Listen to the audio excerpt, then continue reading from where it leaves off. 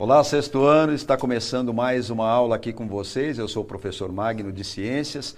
Eu gostaria de agradecer aí antecipadamente a todos que estão aí acessando as aulas pelos aplicativos, pelas telas, enfim. Saudar aí os alunos do sexto ano, os professores que estão aí nos acompanhando, eventualmente algum pai que está aqui também assistindo às aulas. É sempre um prazer. Lembrando aí que a nossa aula de hoje, ela vem numa continuidade de algumas temáticas que estamos tratando. Ela serve como uma orientação para o professor. Aqui a gente procura fazer uma parceria. E falando em parceria, quem vai estar aqui na moderação com a gente é o professor de ciências, professor Ed Joel, que está aqui já no estúdio para analisar aí as perguntas do chat e todas as participações, né, Ed? Sim, claro.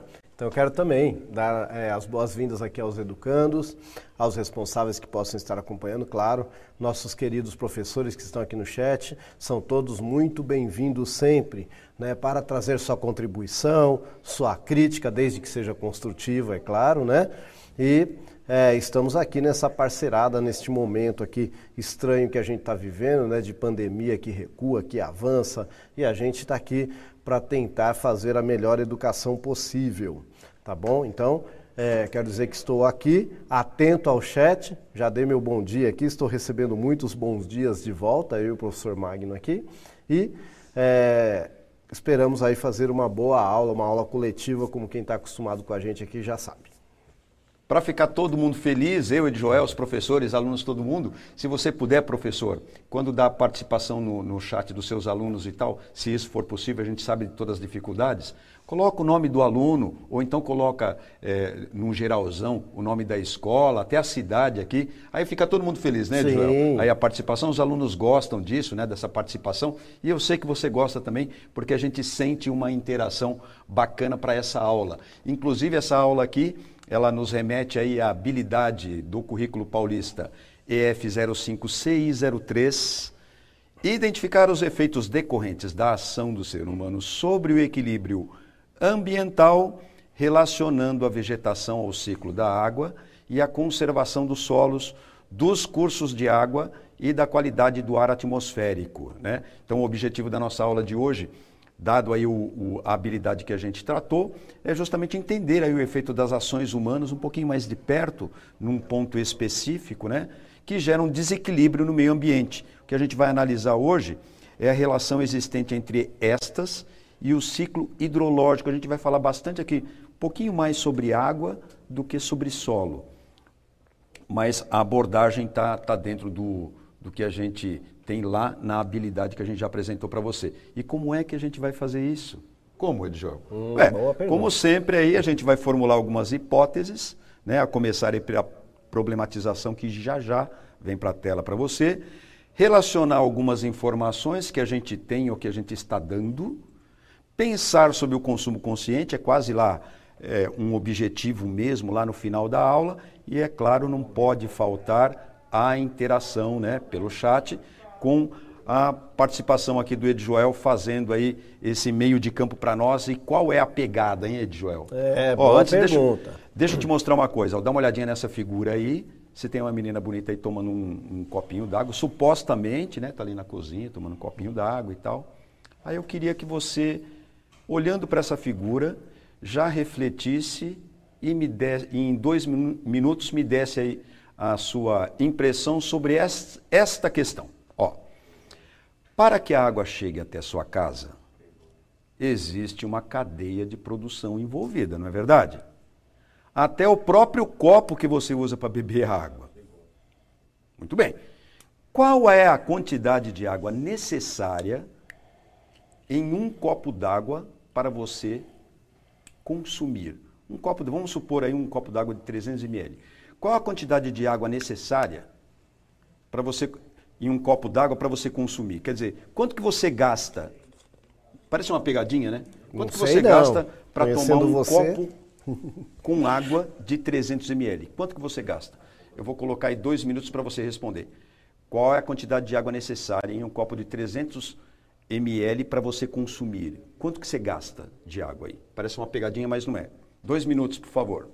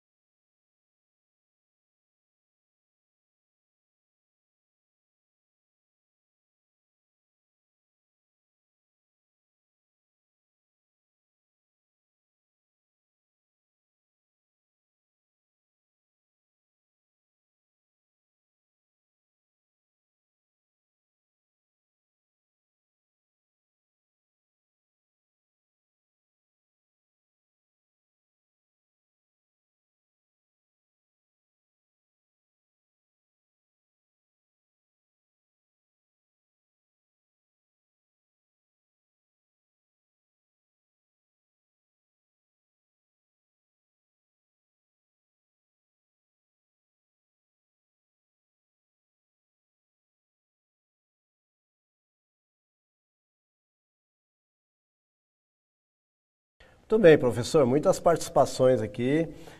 Primeiro assim, tem um pessoal pedindo aqui para liberar o chat dos alunos. Gente, a gente não tem acesso a isso. Este chat aqui é entre eu e vocês, educadores, tá? E vocês têm que ter o chat lá da escola com os educandos para fazer esse meio de campo aí. Bom, vamos ver. Alguns acho que não entenderam muito bem a pergunta, viu, professor? Mas, vamos ver aqui, ó. Os alunos da Escola Barão de Ramalho responderam 10 litros, mas não especificaram os detalhes aí que você pediu, né? A Ana Vitória colocou 400 ml, a Camille colocou 250, elas são lá da professora Kátia. A professora Sueli, 1 litro. O aluno Rian da escola Lídia Scaletti respondeu de 6 a 7 copos.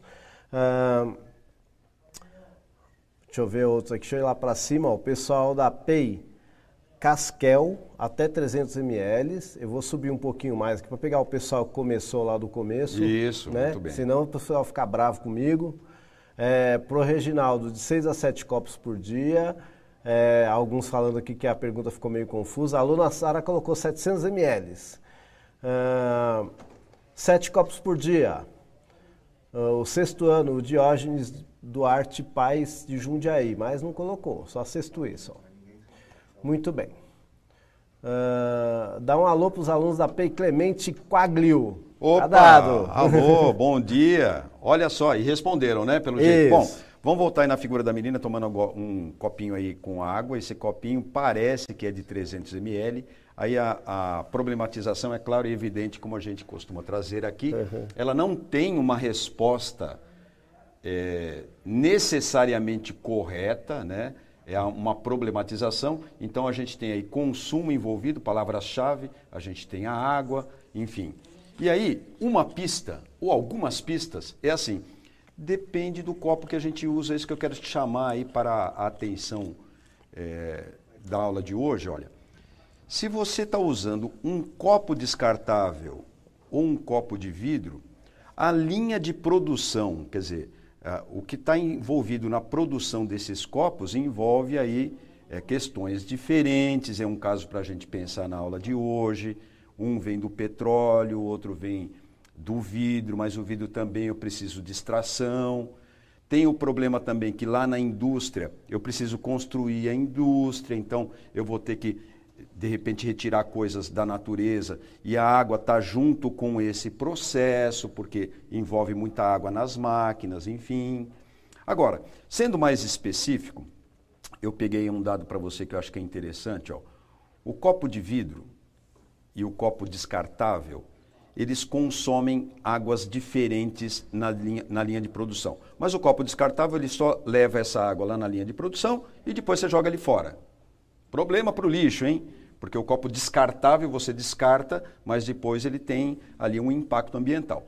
Ele, enquanto um copo descartável, essa média que eu peguei aí pela rede internet, eu gasto 500 ml para produzir, eu tenho para o copo de vidro o gasto de 400 ml para lavá-lo e depois reutilizá-lo. Então, é uma comparação aí. O copo descartável gasta um pouquinho mais de água para produzir do que a vida útil que eu tenho de um copo de vidro que eu tenho ali que lavar. Ora, novidade nenhuma, né, Joel? Sim. Parece que é meio óbvio. Óbvio para nós, né? Mas para os nossos queridos alunos e estimados, essa observação é extremamente importante, Quando você pensa num copo descartável que você vai descartar, você esquece que na linha de produção dele teve consumo de água. E quando a gente pensa no copo de vidro, dá uma trabalheira, gasta água também, né, para a gente lavar. Mas aí tem um comparativo que gasta menos. Vamos voltar para a tela lá, ó. A gente gasta água para fazer a embalagem, né, para fazer a embalagem dos copos e tudo mais, para vendê-lo e tudo mais, às vezes para fazer ali alguma configuração, ali, fazer alguma estampa, enfim. Tem o custo do filtro, que a gente também deve considerar. Se eu estou tomando água na minha casa e tem um filtro, esse filtro para produção consome água, uma parte da água fica no filtro e tudo mais. Se eu estou usando a água de um reservatório, enfim, lá nesse reservatório tem um tratamento, nesse tratamento há um consumo de água e tudo mais. Colocando tudo isso, vê como essa pergunta que eu coloquei, ela é extremamente problemática, né? Quando a gente pensa que está tomando só um copinho de 300 ml, a gente tem que lembrar que dentro daquele copo existe uma linha de produção envolvida. Existe uma sequência de construções e produções que consumiram água para eu beber a água. Percebe como isso é problemático? É bem problemático e complexo. Último, para você fazer as máquinas funcionarem, tanto para você fazer um copo descartável como um copo de vidro, você vai ter que ter energia elétrica. Ora, vou te contar uma novidade. A energia elétrica no Brasil é quase que totalmente dependente da queda de águas para a gente construir as nossas hidrelétricas, né, João? Sim. Então você gasta água para um copo, com um copinho simples de 300 ml, nos remete a vários pensamentos sobre água. A parte da energia que eu vou usar para o consumo, a parte da energia que eu vou usar também nas máquinas transformadas ali de alguma forma em calor e tudo mais. Enfim, são várias cadeias de produção que eu levo em consideração. Ainda na energia, para o bombeamento de água e tal, se você morar, por exemplo, num apartamento e tal, mesmo que não more, tem bombeamento de qualquer maneira. Mas num prédio, né, num condomínio, isso fica mais evidente que você tem que gastar energia de bombeamento para mandar lá para a caixa d'água, né? E aí esse custo é grande e envolve água também, porque há perda. Imagina quando tem vazamento. Consciência, gente. A produção e o consumo envolve ações humanas que afetam os ciclos naturais. Observação aí das algumas pistas. Vou deixar mais um pouquinho, pode mudar? Só para, se o pessoal quiser colocar isso, dar uma printada, né, fazer as anotações, eu acho que é bom, né, é a reflexão da primeira explanação. Aí a gente tem uma recondução do que a gente já falou aqui, da produção industrial. Para tudo a gente gasta água, né, para fazer ali a construção de uma fábrica, enfim, de uma indústria, eu vou gastar água, né? Essa água, uma vez gasta para limpeza, para produção e tudo mais, ela pode levar detritos, ela pode levar ali resíduos, geralmente leva resíduos. Ora, se você vai produzir alguma coisa lá e tem que ter um processo de lavagem, ou mesmo quando você vai fazer peças, essas peças geralmente, por exemplo, se elas vão ali num torno, numa máquina, geralmente a máquina precisa de um sistema de refrigeração e isso precisa de água para fazer. Há também o gasto de você ter que manter a fábrica sempre limpa e tudo mais. Para onde vai essa água? Ora, ela é escoada. Quando ela escoa, ela está sujeita a ser absorvida pelo solo. Está entendendo o que eu estou falando? Dependendo da indústria e dos resíduos que eu tenho gerados na indústria, para produzir algo, eu corro o risco de contaminar o solo com essa água, com os resíduos levados por ela, porque há infiltrações. Está percebendo aí por que essa aula está falando sobre água e solo? Porque há uma relação, né? Tudo que a gente está vendo aí nessa figura aí está com a dependência da água na construção, na produção de bens, como os automóveis e todas as peças que estão no automóvel, né? Quando a gente pensa em água também, tem outras coisas que a gente vai levar em consideração. A esquerdinha aqui tem até, deixa eu sair um pouquinho. Aí, ó, tem uma fogueira ali, tá vendo? Ó lá, ó, tem uma fogueirinha ali, ó. E aqui tem uma fábrica, né? Então, ó, a fábrica e a fogueira são dois pontos aí cruciais. A gente vai falar um pouquinho mais a respeito disso. Eu queria chamar a sua atenção para o impacto ambiental. Agora que a gente já falou um pouquinho sobre a água aí. A produção e o consumo da água e dos meios para obtê-la envolvem o quê? As ações humanas que afetam aí os ciclos naturais. O vidro precisa de areia, eu falei para você, retirado de diversos locais, como fundo de lagos. Aí você tem sódio, cálcio, que a gente vai misturar no vidro também. Isso se for o vidro transparente. Se for vidro colorido, vixe, aí piorou. Vou usar o copo descartável. O plástico que tem origem no petróleo necessita também de recipientes e reservatórios, e isso envolve extrações da natureza e processos industriais, e, portanto, consumo de água. Substâncias são, dessa forma, devolvidas ao solo, e essa ação impacta o equilíbrio e o desequilíbrio. Esse processo pode ser observado na poluição da água e do ar também, e também do solo, na diminuição dos mananciais em inundações, erosões, mudanças climáticas. Aí a gente vai para o extremo, né, Joel? Chuva, aí dependendo da substância que você está usando, lá pode dar chuva ácida, agravamento dos efeitos do efeito estufa, se de repente a fábrica está emitindo ali desordenadamente os gases do efeito estufa, o equilíbrio é todo afetado. E quando a gente tem o desflorestamento ou a queimada, a gente tem a destruição dos habitats. Puxa, é bastante coisa. Vamos puxar aí sexto ano para essa conscientização. Quando a gente pensa em água, a gente tem que pensar um pouco mais longo. A gente tem que pensar em cadeias de produção que gastam água. Tudo bem? Não sei se os professores estão escrevendo alguma coisa, o chat está aberto? Sim. Ó, agora vamos chamar a orientação de novo para os alunos e a participação aí para mais um chat de 2 minutos. Ó. Impacto ambiental, ciclo hidrológico. E o que eu tenho a ver com isso? Escreva aí para mim a sua conscientização, 2 minutinhos.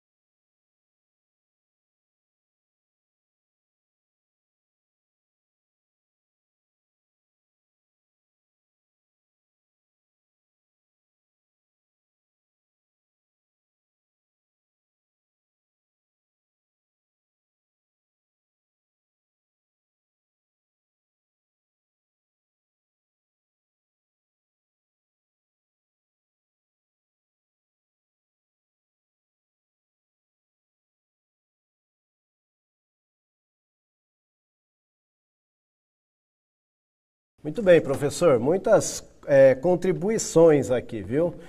Eu vou ler algumas, né? Porque o nosso tempo aqui é relativamente curto, mas ó. Nossa, a Letícia aqui, que é aluna da professora, acho que é a professora Cristila, tá meio revoltada aqui. Ela falou que os humanos estragam tudo. Puxa, que consciência, hein? Um consciente... Se a gente for para o extremo da consciência, né? a gente acaba chegando em conclusões meio terríveis. A Pro Roberta colocou aqui, uso consciente, não desperdiçar água. A Maria Eduarda, que é aluna da professora Glaucia também, conscientização. Consumo consciente. O Guilherme de Tapiraí. A professora Lázara também, conscientização. Everley, podemos afetar esse ciclo a qualquer minuto. Legal, né? Aluna da professora Tássia. Poluição e escassez de água potável, professora Márcia. Professor Márcio José. Alunos do Caetano Lourenço Camargo, consciência sobre o meio ambiente. Professor Sueli, a luta pela sobrevivência, tanto ambiental como a falta d'água. Reduzir, reutilizar, reciclar. É isso aí, Maria. Gostei. Essa daí eu gostei. E aí tem muita coisa aqui, viu? Bom, a aula de hoje a gente chamou a atenção para alguns aspectos. Esse aí é um dos aspectos que eu queria chamar a atenção, essa conscientização que foi bem colocada aí no chat. Mas veja, a gente não pode ficar terceirizando sempre a culpa. Quando eu penso num celular, né? Um celularzinho que a gente usa aí tanto e às vezes fica trocando sem necessidade. De acordo com o relatório da Mind Your Step, aí que é uma ONG, né, que faz esse tipo de pesquisa com pegada ecológica, Eu queria destacar para você, ó, a produção de um único celular gasta 12.760 litros de água. 18 metros quadrados de solo para fazer isso. E joga ainda de quebra 16 quilos de carbono, na verdade o CO2, né, para a atmosfera. Quer dizer, a gente precisa realmente se conscientizar no nosso consumo, cadeia de produção e consumo. E aí se você pensar nos dispositivos que estão dentro do celular, por exemplo, das baterias, né, que você tem ali metais que são pesados que podem contaminar os cursos d'água e do solo. Olha a preocupação que a gente tem que ter. Os eletrônicos, que não é só do celular, eles são uma coisa absurda. Eu destaquei uma situação lá na Indonésia, que as florestas estão sendo devastadas. Para quê? Para a gente poder produzir eletrônico, as pecinhas, para extrair o estanho, por exemplo, que vai em toda a placa. Esse tipo de conscientização que a gente tem que ter. Não adianta ficar falando assim, a gente tem... Sim, mas o seu celular precisa trocar. E tem mais, consumo de comida. Vamos nesse... Olha essa figura. Ali tem ali as tão queridas carninhas que a gente precisa e gosta, né, e tal. Tá. Olha só o que eu descobri aí, pesquisando um pouquinho.